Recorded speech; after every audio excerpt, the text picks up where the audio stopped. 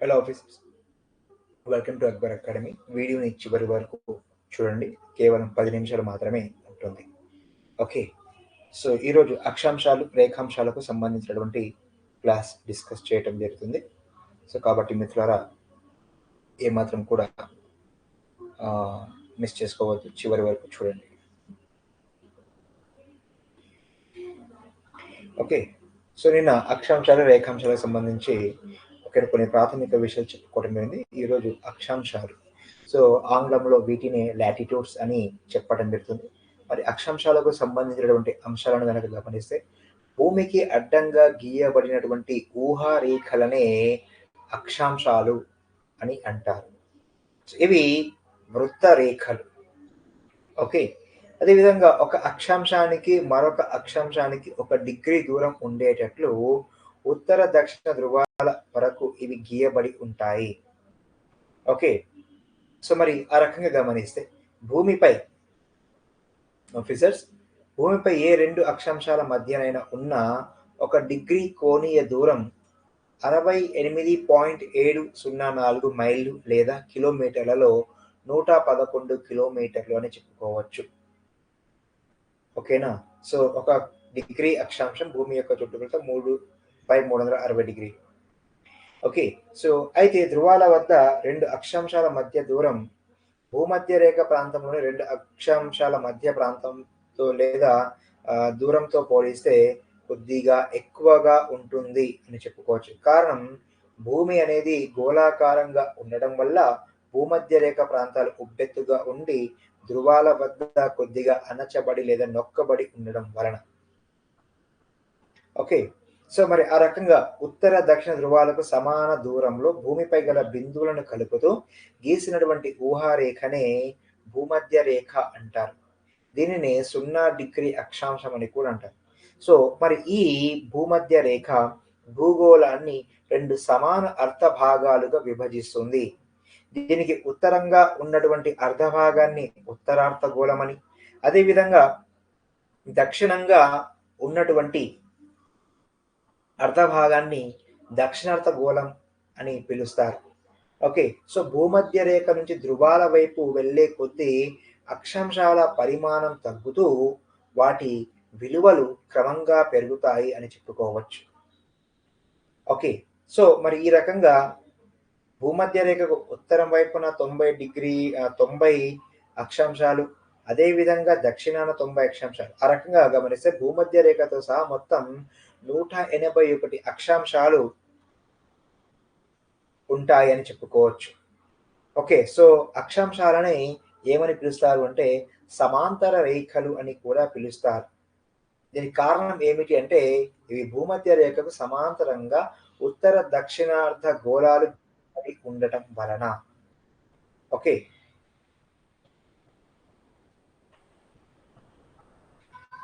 Right. మరి ఇక్కడ గమనిస్తే శీతోష్ణ స్థితి ప్రాముఖ్యతను అనుసరించి కొన్ని అక్షాంశాలను ప్రత్యేకమైనటువంటి పేర్లతో పిలవటం జరుగుతుంది. ఓకే, 0 డిగ్రీల అక్షాంశాన్ని భూమధ్య రేఖ అంటారు.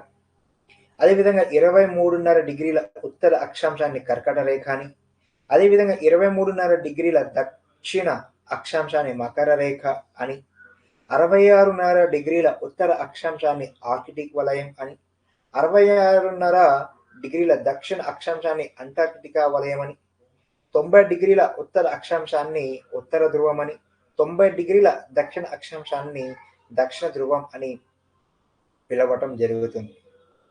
ఆ రకంగా గమనిస్తే అక్షాంశాలను ప్రాతిపదికగా చేసుకొని భూగోళాన్ని 3 ప్రధాన శీతోష్ణ స్థితి మండలాలుగా విభజించడం జరిగింది. అవి గమనిస్తే మొదటిది ఉష్ణమండల లేదా ఆయన రేఖ మండలం అని చెప్పుకోవచ్చు. ఓకే, సో మరి ఈ 3 ప్రధాన శీతోష్ణ స్థితి మండలాలు ఏవైతే ఉన్నాయో, సో వీటికి సంబంధించిన అంశాలు గమనిస్తే మొదటిది ఉష్ణమండల లేదా ఆయన రేఖ మండల ప్రాంతం, రెండవది ఉష్ణమండల లేదా ఉప ఆయన రేఖ లేదా సమశీతోష్ణ మండల ప్రాంతాలు, అదేవిధంగా మూడవది ధ్రువ లేదా అతి శీతల ప్రాంతాలు. మరి ఉష్ణమండల లేదా అయన రేఖా మండల ప్రాంతానికి సంబంధించినటువంటి అంశాలు గమనిస్తే భూమధ్య రేఖకు ఇరువైపులా ఓకేనా ఇరువైపులా 23.5 ఉత్తర దక్షిణ అక్షాంశాల మధ్య భౌగోళిక ప్రాంతాలనే ఈ ప్రాంతంలో ఉంటుంది. మరి ఈ ప్రాంతంలో సూర్యకిరణాలు నిట్ట నిలువుగా పడటం వలన ఉష్ణోగ్రతలు అధికంగా ఉంటాయి అని చెప్పుకోవచ్చు. Okay right. సో మరిన్ని అంశాలు ఉష్ణమండల లేదా అయనరేఖ మండల ప్రాంతం గురించి మరిన్ని టాపిక్స్ చెప్పుకోవడం జరుగుతుంది. తర్వాత ఉప ఉష్ణమండల లేదా ఉప ఆయన రేఖ లేదా సమశీతోష్ణ మండల ప్రాంతాలు 23.5 నుంచి 66.5 ఉత్తర దక్షిణ అక్షాంశాల మధ్య గల భౌగోళిక ప్రాంతాలు. ఇక్కడ సూర్యకిరణాలు ఉష్ణమండల ప్రాంతాలతో పోలిస్తే కొద్దిగా ఏటవాలుగా పడటం వలన ఉష్ణోగ్రతలు మరి ఎక్కువగా కాకుండా మరి తక్కువ కాకుండా ఉంటాయి. ఓకే. ఆ తర్వాత ధ్రువ లేదా అతి శీతల ప్రాంతాలు 66.5 నుంచి 90 ఉత్తర దక్షిణ అక్షాంశాల మధ్య గల భౌగోళిక ప్రాంతాలు ఈ ప్రాంతంలో ఉంటాయి. ఇక్కడ సూర్యకిరణాలు ఏటవాలుగా పడడం వలన ఉష్ణోగ్రతలు అనేవి తక్కువగా ఉంటాయని చెప్పుకోవచ్చు. మరి ఈ అక్షాంశాలు తూర్పు పడమరలుగా వ్యాపించి ఉంటాయి. భూమధ్య రేఖ నుండి ధ్రువాల వైపు వెళ్లే కొద్దీ అక్షాంశాల పరిమాణం తగ్గుతూ విలువలు పెరుగుతాయి. అక్షాంశాలు అన్నిటిలో కంటే అతిపెద్దది భూమధ్య రేఖ. దీనినే ఏమంటారు అంటే గ్రేట్ సర్కిల్ అంటారు. ఓకేనా. అయితే అక్షాంశాల విలువలను సెక్స్టెంట్ అనే పరికరం ద్వారా లెక్కించటం జరుగుతుంది. సో ఇది అక్షాంశాలకు సంబంధించినటువంటి ప్రాథమిక అంశాలు. Okay officers. నెక్స్ట్ రేఖాంశాలు. సో రేఖాంశాలకు సంబంధించినటువంటి అంశాలను గమనిస్తే భూమధ్య రేఖను ఖండిస్తూ ఉత్తర దక్షిణ ధ్రువాల గుండా 1 డిగ్రీ అంతరంతో గీయబడినటువంటి ఊహారేఖలనే రేఖాంశాలు అని అంటారు. ఇవి అర్ధవృత్తాలు. ఓకేనా. ఇక్కడ మనం గనక గమనిస్తే అక్షాంశాలను సమాంతర రేఖలు అన్నారు, వీటిని అర్ధవృత్తాలు అన్నారు. అదేవిధంగా అక్షాంశ వృత్తాలని కూడా అన్నారు. రైట్. రేఖాంశాలనే మధ్యాహ్న రేఖలని కూడా పిలుస్తారు. ఎందుకంటే ఒక రేఖాంశంపై ఉన్న అన్ని ప్రదేశాలలో ఒకేసారి మిట్ట మధ్యాహ్నం అవుతుంది కాబట్టి రేఖాంశాలను మధ్యాహ్న రేఖలని పిలుస్తారు. మొత్తం రేఖాంశాల సంఖ్య 360.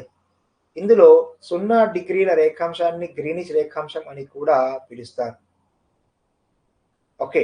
అయితే ఇలా పిలవడానికి గల కారణం ఏమిటి అంటే లండన్ పట్టణంలోని థేమ్స్ నదీ తీరాన గల గ్రీనిచ్ ప్రాంతం గుండా పోవడం వలన ఈ రకంగా గ్రీనిచ్ రేఖాంశం అని పిలుస్తారు. దీనినే అంతర్జాతీయ ప్రామాణిక రేఖాంశం అని కూడా పిలవటం జరుగుతుంది. మరి గ్రీనిచ్ రేఖాంశం భూగోళాన్ని నిట్ట నిలువుగా 2 సమాన అర్ధ భాగాలుగా విభజిస్తుంది. దీనికి తూర్పుగా ఉన్నటువంటి భూగోళ ప్రాంతాన్ని లేదా ఉన్నటువంటి అర్ధ భాగాన్ని పూర్వార్ధగోళమని, పశ్చిమంగా ఉన్నటువంటి అర్ధ భాగాన్ని పశ్చిమార్ధగోళమని పిలుస్తారు. ఓకేనా. 0 డిగ్రీల రేఖాంశానికి తూర్పుగా 179 రేఖాంశాలు ఉంటాయి. వీటినే తూర్పు రేఖాంశాలు అంటారు. అదేవిధంగా పశ్చిమంగా 179 రేఖాంశాలు ఉంటాయి. వీటిని పశ్చిమ రేఖాంశాలు అని కూడా అంటారు. అయితే 180 డిగ్రీల తూర్పు మరియు పశ్చిమ రేఖాంశం ఒకటే. ఓకే. సో ఈ రకంగా 180 డిగ్రీల రేఖాంశాన్ని అంతర్జాతీయ దినరేఖ అని పిలుస్తారు. Okay officers.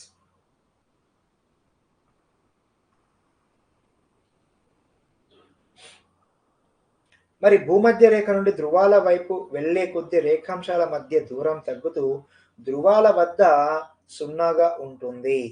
భూమధ్య రేఖ వద్ద రేఖాంశాల మధ్య దూరం 69.172 మైళ్ళు లేదా 111.4 కిలోమీటర్లు. ఓకే. రైట్. మరి అంతే కాకుండా గ్రీనిచ్ రేఖాంశం నుంచి తూర్పు పశ్చిమ దిశలో 180 డిగ్రీల రేఖాంశం వైపు వెళ్ళే కొద్దీ రేఖాంశాల పరిమాణం స్థిరంగా ఉంటూ వాటి విలువలు పెరుగుతాయి అని చెప్పుకోవచ్చు ఆఫీసర్స్. సో ఇదండి అంశాలు. ఆ తర్వాత నెక్స్ట్ క్లాస్‌లో స్థానిక కాలము, ప్రామాణిక కాలము, అదేవిధంగా అంతర్జాతీయ దినరేఖకు సంబంధించినటువంటి అంశాలను చెప్పుకుందామండి. Okay. Thank you very much officers. ప్రస్తుతానికి సెలవు.